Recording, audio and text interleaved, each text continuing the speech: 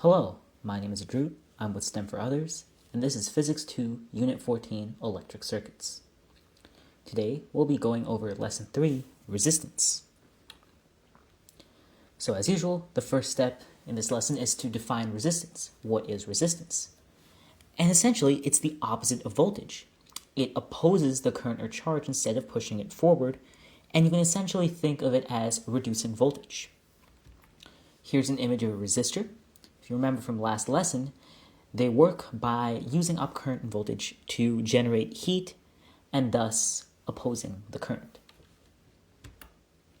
Here's also a diagram of what one will look like in a circuit diagram. As you can see, it's a zigzag line, like we mentioned last lesson.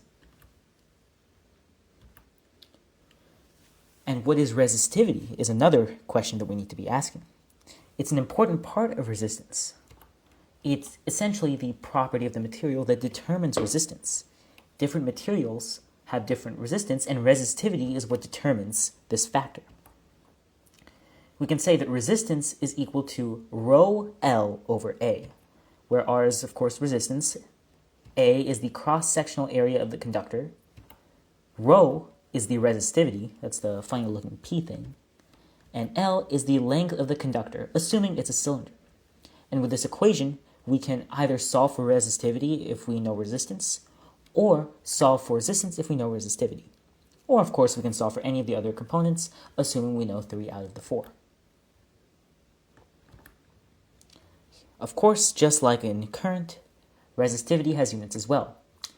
Resistance is in ohms. Resistivity is in ohm-meters, that's ohms times meters. Length is in meters, and area is in meters squared. If you look at the equation, R equals rho L over A, and you plug in the units for each symbol, the meters for resistivity, the meters for length, and the meters squared for area all cancel out, and so you're left with both sides equaling 2 ohms.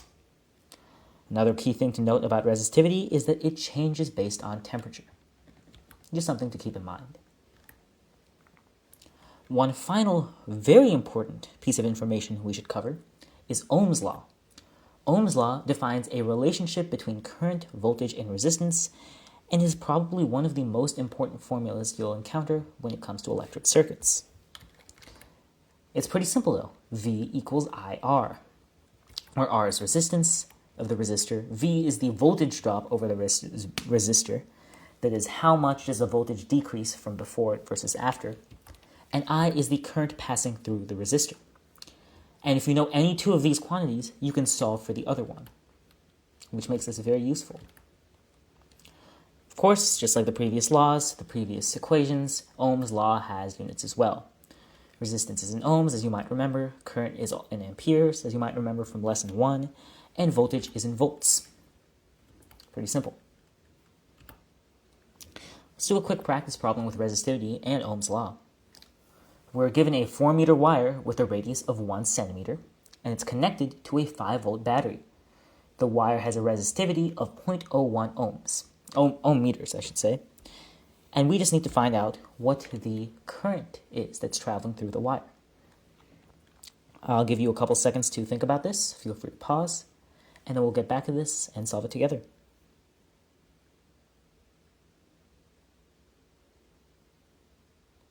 You ready? Let's do this. So the first step is to, of course, solve for resistance using resistivity. We recognize we want current, we're given voltage, and we're given length, area, and resistivity, all of which we need to solve for resistance. We can use Ohm's law to get the current, but we need the resistance for that, and so the first step is to calculate the area. Recall, resistance equals rho L over A, where A is the area, so let's start with the area. We know that the wire is a cylinder, because most wires are cylinders, of course, and the cross-sectional area of a cylinder is just a circle.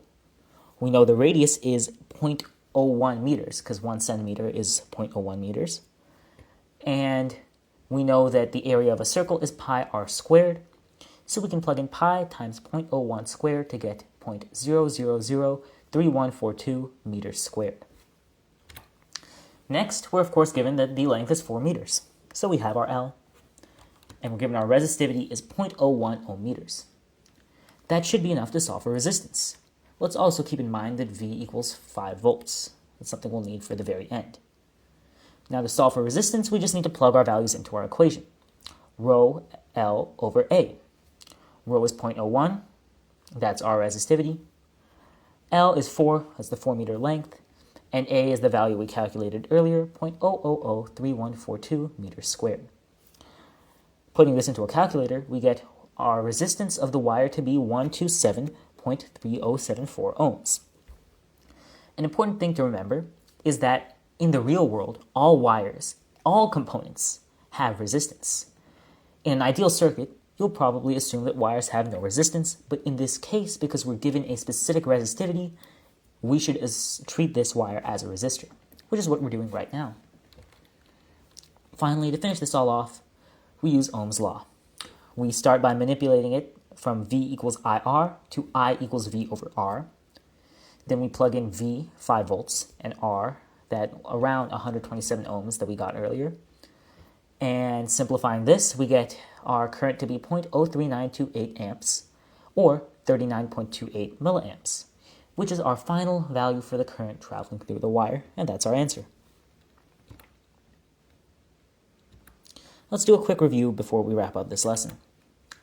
The key things to remember from this lesson are R equals rho L over A, which is resistivity equation, V equals IR, which is Ohm's law, and the units for each.